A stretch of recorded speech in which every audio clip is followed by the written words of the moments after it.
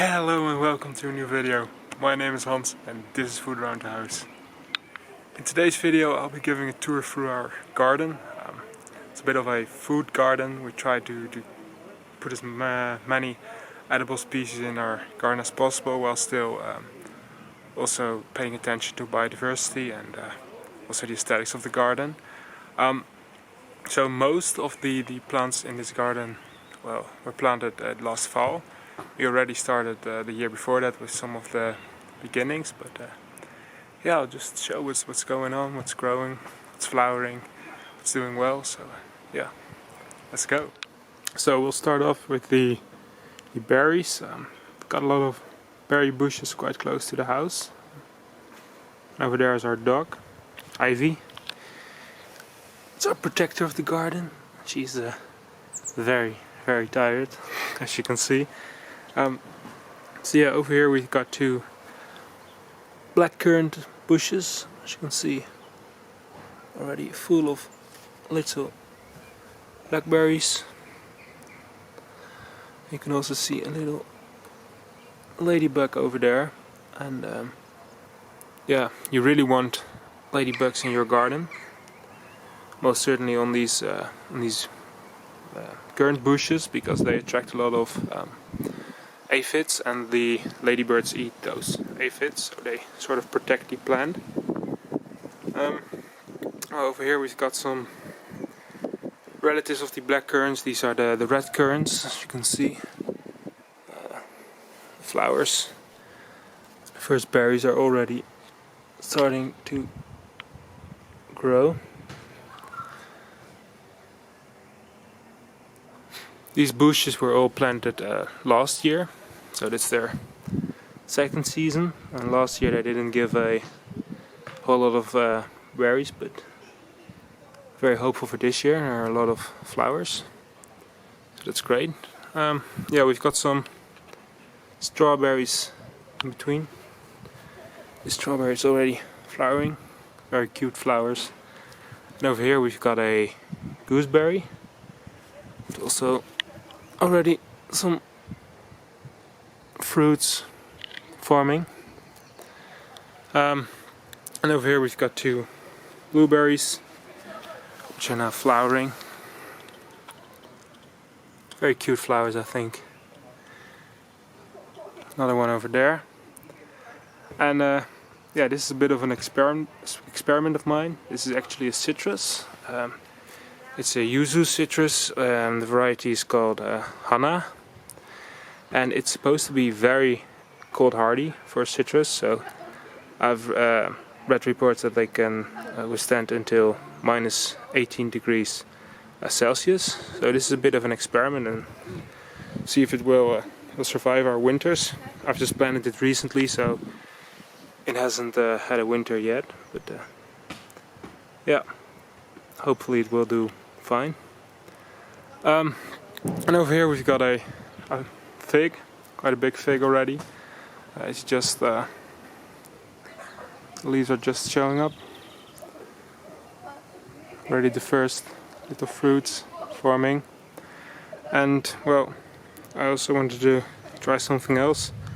Another bit of an experiment. This is a grape, which I'd still laying around, and I had it planted, so I didn't really have a place for it, so I thought, why not try and grow it up this fig, because the fig mostly has leaves and fruits on the outside of the branches, so the middle of the plant is actually free of leaves, and therefore might be quite a good place for this vine to grow into.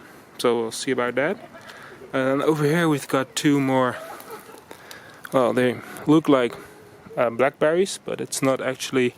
It's a hybrid between a blackberry and a gooseberry. It's called a Yostaberry. You can see the fruits over here. They taste a lot like black currants, but are a bit more, well, pleasant to eat raw, because most of the time black currants aren't that nice just to eat raw. And yeah, this plant is also, let's see if I can show it, but it's quite full of berries already, so that's nice. And over here we've got a little almond tree, which is already finished flowering. It flowered quite beautifully already in March, and yeah, we've had quite a cold spring, but the flowers survived surprisingly, and the tree is actually full of little almond fruits, which are very nice and hairy. So yeah, we've got another sort of mystery currant over here. I just found it somewhere and I planted it, and it hasn't fruited yet, so I'll see if it fruits next year, and if it doesn't fruit I'll just take it away. Got another strawberry, and over here I've got a very small peach, which obviously hasn't flowered yet, but hopefully will flower maybe not next year but the year after. So that was it for this part, quite close to the house. And then over there we've got a sort of a, well, we're trying to create a little sort of food forest over here. So yeah, you can see this sort of hill over there, and maybe some of you might have heard of it, but we tried to make a sort of a Hügelkultur. This hill is filled with, well, the inside is filled with wood and all sort of organic material, but mostly logs of wood, and we covered it with compost and soil. And yeah, the idea is that the root wood slowly rots away, and that it becomes a sort of a sponge for water. So the hill contains a lot of water during the summer, and also the wood just decomposes and becomes nice fertile soil for the species, for the plants which grow on it. Well, we just made it last year, so last fall, so we're still planting it. There's quite a lot of garlic in it. You can see over here is a patch of garlic, but there are some more patches of garlic over there. I also planted some sort of seed mix, which is great for insects, and also contains some edible species. And yeah, you can see it, the first sprouts of that coming up as well. My mom also planted quite a few bulbs, flower bulbs in the hugel, so those are also coming up, also very nice for the insects, for the bees. And there's some more garlic over here. And with also in this part of the hugel we've got a lot of herbs growing. Yeah, over here we've got a lot of mint, all sorts of varieties of mint. Which yeah, were all planted recently, but are doing very good already, I think. Hopefully they will spread all around this place, and this will all become mint. Over here we've got, well, in Dutch we call this a licorice plant. It tastes like licorice. It's also in the family of the mint. Yeah, over here we've got some different varieties of thyme growing. These varieties. Another garlic over there.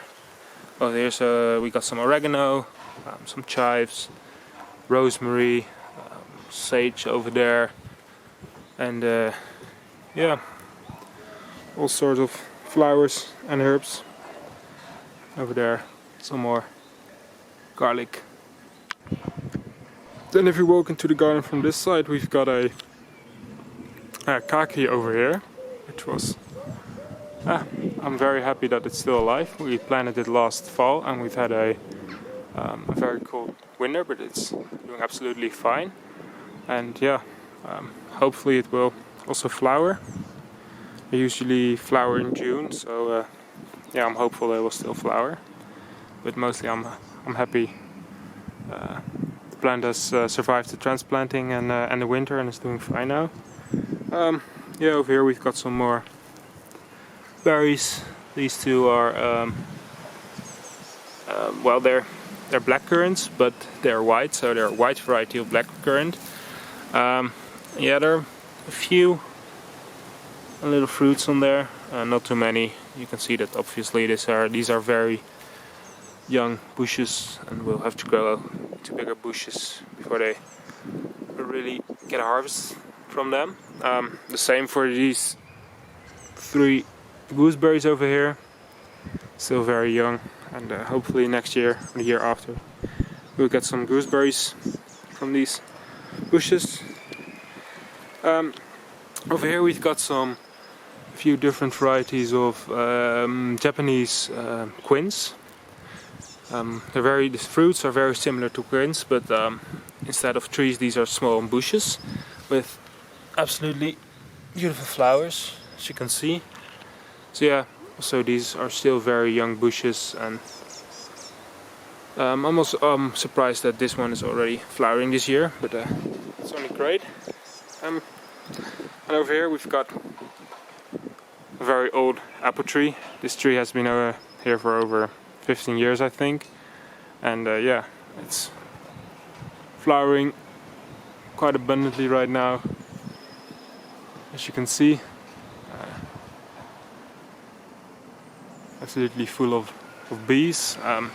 Over here we've got some more apple trees, and as you can see these are quite strange apple trees. These are, I believe they call them column apples, and they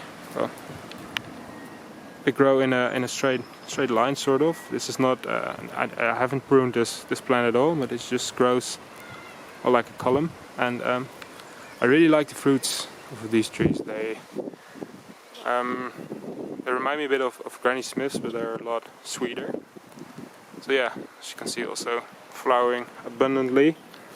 And then moving a bit further to the back, we've got a plum tree over here, which unfortunately hasn't flowered at all this year. Well, there were like 10 flowers on it, but it's supposed to be full of flowers, but hopefully next year it will do better. The same for another plum tree over here, different variety. This is a Reine Claude variety, so green plums, which still, I'm happy the trees are alive, but they haven't flowered yet. Well, over here we've got some more currants. These are white currants, so actually they are a white variety of red currants. And there are some fruits on there, some flowers slowly turning into fruits. Yeah, on this one as well. So that's also nice, great to see. Then over here we've got a small tree, which is an apple tree, but quite a special apple tree. I believe the variety is called Red Calypso. As you can see, the leaves and the flowers are all purplish red, and the same for the fruit. So the inside of the fruit is very red, which is, well, quite cool if you ask me. Then over here and also over there, this one is already flowering. We've got some, this is a type of blackberry, but it's a ground creeping variety with absolutely beautiful flowers. I believe it's called Rubus articus, but I'm not sure. And also a bit over there. I hope this will slowly just cover this entire patch with edible blackberries. And look at those flowers, absolutely amazing looking. Over here we've got a cherry. Well, it's a dwarf cherry. Variety is called the Carmine Jewel, and it's already flowering quite nicely. Yeah, it's the first year in the ground, so quite surprised that it's already doing this well. Over here we've got a pear tree, which hasn't flowered yet. Variety is called Williams, I believe. But yeah, the plant seems to be doing fine, so hopefully next year we'll get some flowers and some fruits. Then over here in the back we've got our chicken coop. We've just recently got these chickens. They're still very, very young, almost 10 weeks now, and I'll also make a video on them soon. We've got some autumn olives bushes in the chicken coop. Hopefully the chickens will not totally destroy them. We'll see if they will destroy them. I'll put some some sort of fence around to protect them. Over here we've got another autumn olive, and here another one. Yeah, as you can see, there are already some flower buds coming, so I think they'll flower soon. Yeah, then we've got 2 more trees here in the back. This is a mulberry tree, a black mulberry, which hasn't, well, the leaves are almost coming out. As you can see, they're getting green, so it won't be too long. It's also normal for the mulberries. They come out at about in the middle of May, so yeah, we're approaching that. So I hope to get some fruit off of this tree this year. And next to there we've got a walnut, which is also, you can see the first tiny leaves here coming. This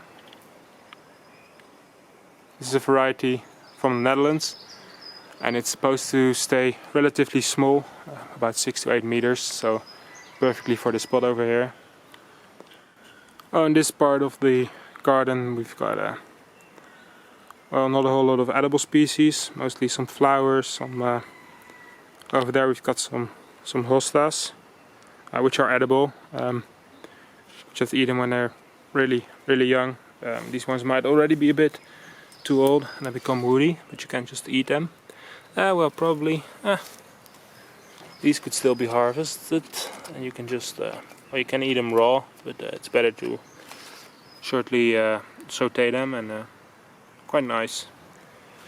So yeah, those are the apple trees. Over here we've got a little pear tree, which also hasn't flowered yet, but seems to be doing fine otherwise. And over here another sort of experiment. This is a strawberry tree, which is from the Mediterranean, and well, it has survived last winter because I planted this a bit over a year ago, so it has survived the winter and it seems to be doing fine, so that's a good sign. Another experiment which didn't go as well are these loquat trees, which I also planted a bit over a year ago. I'm afraid this one is probably entirely dead.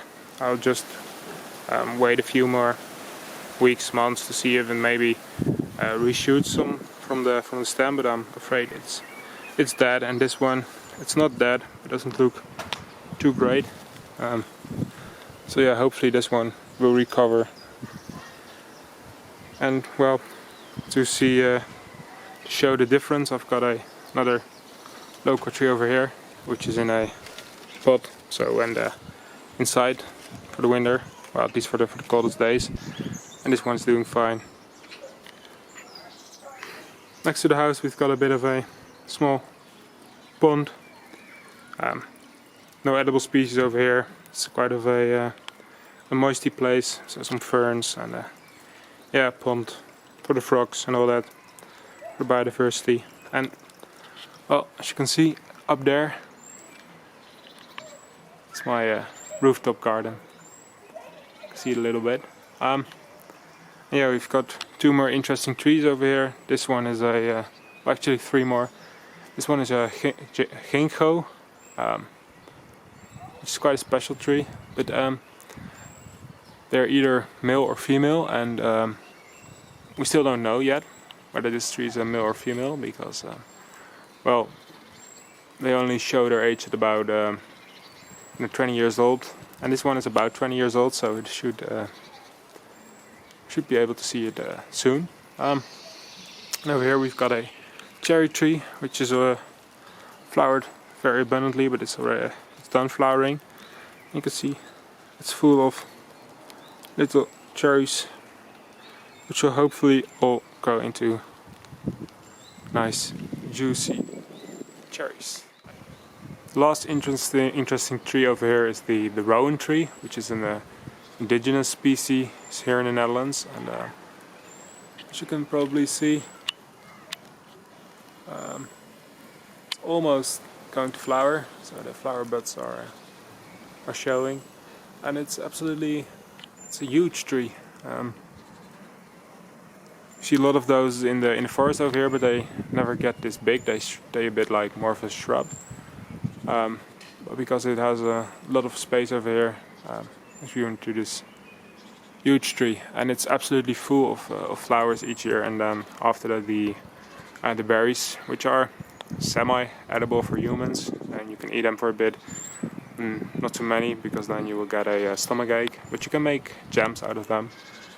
But mostly the birds absolutely love the fruits. So this tree is absolutely full of birds when the fruits appear. So that was it for today's video. A bit of a long video, but I hope it was enjoyable to watch. I just wanted to show what's going on in the garden, what we're working on over here, and I hope you get something out of it. That you also want to grow more edible plants in your garden, make your garden more biodiverse, and yeah, most of all, just have fun outside. So that was it for today's video. I hope you liked it. If you did, like this video and subscribe to my channel, and I'll see you in the next video. Bye bye.